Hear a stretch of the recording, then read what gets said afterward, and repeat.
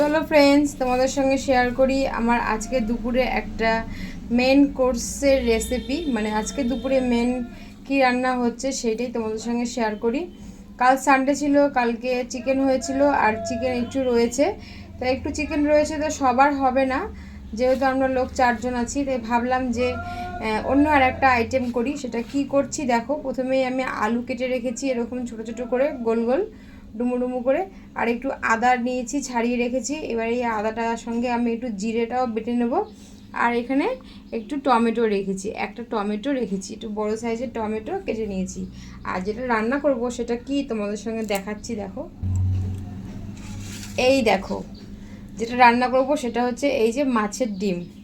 দেখেছো ফ্রেন্ডস, এই মাছের ডিমটার সঙ্গে কিন্তু আমি এই যে পেঁয়াজ কেটে রেখেছি, একটা পেঁয়াজ কুচি কুচি করে কেটেছি, একদম মিহিন পাতলা পাতলা করে। দেখো, একদম পাতলা পাতলা করে মিহিন করে কেটে রেখেছি পেঁয়াজ, এই দেখো। আর সাথে দিয়েছি লঙ্কা। এবারে এর মধ্যে একটু নুন দেবো, একটু হলুদ দেবো, সব কিছু দিয়ে ভালো করে মেখে বড়া ভাজবো। মাছের ডিমের বড়া ভেজে তারপরে এই যে আলু দিয়ে টমেটো দিয়ে একটা ঝোল করব। ব্যাস, আমাদের দুপুরে খাবারটাও বেশ জমে যাবে। তো কী করে করি তোমাদের সঙ্গে শেয়ার করছি, দেখতে থাকো ভিডিওটা অবশ্যই। আর ভালো লাগলে অবশ্যই লাইক করো, কমেন্ট করো। মাছের ডিমের মধ্যে আমি নুন, হলুদ আর একটু কাঁচা তেল দিয়েছি, দেখো, যেন না গায়ে ছেটে। এবারে আমি এটা ভালো করে হাত দিয়ে মাখিয়ে নিচ্ছি। তারপরে আমি এটা তেলে গরম করে বড়ার মতো শেপ দিয়ে দিয়ে ভাজবো। ভালো করে মাখিয়ে নিচ্ছি এভাবে ছাড়িয়ে ফাটিয়ে ফাটিয়ে। এভাবে কিন্তু বড়া দিয়ে কিন্তু শুধু গরম গরম ভাতও কিন্তু খেতে খুব ভালো লাগে। তো আজকে সেটা আমি করব না, আমি একটু আলু দিয়ে ঝোল করব। আমি ভালো করে মাখিয়েছি, তারপরে একটু চালের গুঁড়ো দিলাম। দেখো, পাতলা হয়ে গেছে ডিমটা পুরো একদম, যেহেতু ফাটিয়ে দিয়েছি তাই একটু চালের গুঁড়ো দিয়ে একটু শক্ত শক্ত হবে। ভালো করে মাখিয়ে নিচ্ছি। কর্নফ্লাওয়ার দিয়েও হতো, তো আমি চালের গুঁড়ো দিয়েই করছি। দিয়ে দিয়েছি। আর এই দেখো ফ্রেন্ডস, আমি সব মেখে রেখেছি। আমি আর হাত দেবো না, আমি হাত ধুয়ে এসেছি।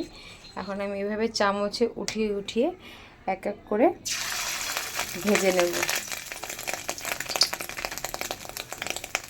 গ্যাসটা আমি একদমই লোতে রেখেছি। মাছের ডিম তো, আর হাত দিয়ে মেখেছি, বড্ড আস্তে গন্ধ আসবে। সাবান দিয়ে হাত ধুয়ে এসেছি, তাই আমি এইভাবে চামচে করে বড়া শেপ দিয়ে দিয়ে ভেজে নিচ্ছি। প্রথমে এই কটাই হলো, এর থেকে বেশি হলো না। যে কটা আছে আর একবার হবে। বড়াগুলো ভেজে তারপরে রান্নাটা করব। এক পিঠ উল্টে দিয়েছি, কি সুন্দর লাগছে দেখতে, আর গন্ধও কিন্তু দারুণ বেরিয়েছে। এটা প্রথমে উল্টেছি, এটা আরেকটু হবে। এই যে লাল লাল করে এক পিঠ করে ভেজে নিচ্ছি আমি। এইভাবে কিন্তু গরম গরম ভাত দিয়েও ভালো লাগে, এরকম ভাজা, সাথে একটু শুকনো লঙ্কা ভাজা দিয়ে গরম গরম ভাত এক থালা খাওয়া যাবে। ও সেই স্বাদ। তো আজকে সেটা করব না, রাখবো, তাও খাওয়ার জন্য 2-4 পিস রাখবো গরম ভাত দিয়ে। আর এমনি ঝোল করব।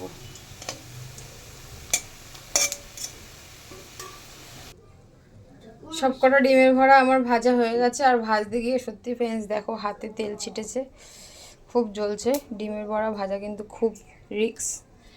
আর আমি এখন কড়াইতে আর একটু তেল দিলাম, জিরে ফোড়ন দিয়ে আলুটা ছেড়ে দেবো। আলুটা ছেড়ে দিয়েছি, এবার আলুটা ভালো করে ভেজে নেবো। হালকা হালকা করে, একদম কড়া কড়া ভাজবো না, একদম হালকা হালকা করে আলুটা ভেজে নেব।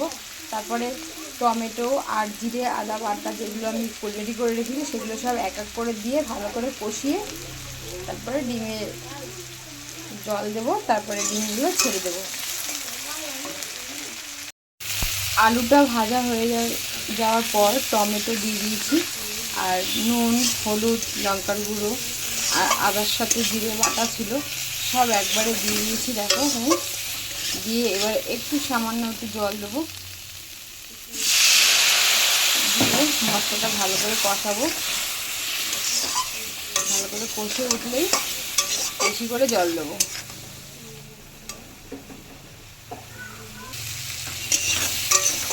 বেশ ভালো করে কষে উঠেছে, দেখো তেলও বেরোচ্ছে খুন্তিতে, সব দিক থেকে তেলও উঠে এসছে।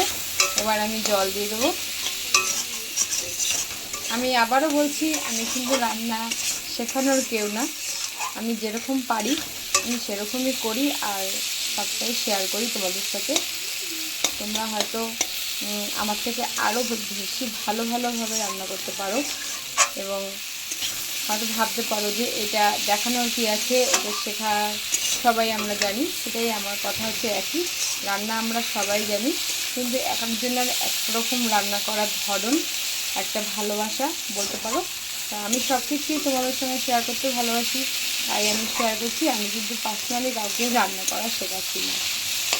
তোমার যদি ভালো লাগে অবশ্যই কিন্তু কমেন্ট করে জানিও, আর তোমরা কীভাবে করো সেটাও কিন্তু আমাকে জানিও। আমি নিশ্চয়ই চেষ্টা করব তোমাদের মতন করে করা, বা হয়তো এমনও হতে পারে কোনো রান্না তোমরা যেভাবে করো আমাকে যদি সেটা তোমরা কমেন্ট করে জানাতে পারো, তাহলে আমিও সেভাবে রান্না করে ভিডিওতে বলতে পারি যে আমার অমুক ফ্রেন্ডস আমাকে এভাবে করতে বলেছে, তাই আমি করেছি।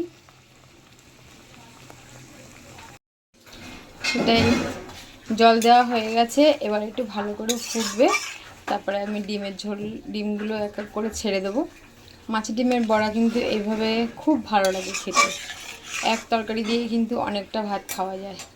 খুব অল্প জিনিস লাগে আর খুব অল্প সময়ও লাগে, বেশি সময়ও লাগে না, তাড়াতাড়ি হয়েও যায়। তো তোমরা অবশ্যই কিন্তু ট্রাই করো। আর হ্যাঁ, তোমরা যদি আমার রান্না দেখে এরকম রান্না বাড়িতে ট্রাই করো, তাহলে কিন্তু আমাকে কমেন্ট করে জানিও। আলু সিদ্ধ হয়ে যাওয়ার পর আমি ডিমের বড়াগুলো সব এক এক করে ছেড়ে দিয়েছি, দেখো বন্ধুরা। এবার একটু পরেই নামিয়ে দেবো, কারণ সব আলু সিদ্ধ হয়ে গেছে। আমি একটু গরম মশলা দিয়ে নামিয়ে দেবো। নামিয়ে নিয়েছি আমি, দেখো ফ্রেন্ডস, ডিমের আলু দিয়ে মাছের ডিমের বড়া, তার সেটা ঝোল নামিয়ে নিয়েছি। নামানোর পর ঠিক দেখতে এরকম লাগছে, ঠান্ডা হলে আরও ভালো লাগবে, আর গরম গরম ভাত দিয়ে কিন্তু খুব সুন্দর লাগবে। তো প্রথমবার ট্রাই করলাম, আগে করেছি অনেক আগে, মানে খেয়েছি, বাপের বাড়িতে বসে খেয়েছি, সেরকমভাবে করা হয়নি নিজের হাতে। আজকে নিজের হাতে করলাম, খেয়ে দেখেছি, একটু টেস্ট করে খুব সুন্দর হয়েছে, আর গন্ধটাও খুব দারুণ বেরিয়েছে। তো তোমাদের কেমন লাগলো আমাকে কিন্তু অবশ্যই কমেন্ট করে জানিও ফ্রেন্ডস। তোমাদের সাথে আবার দেখা হবে, রান্নার আরও একটা ভিডিও নিয়ে আসবো। তো টাটা।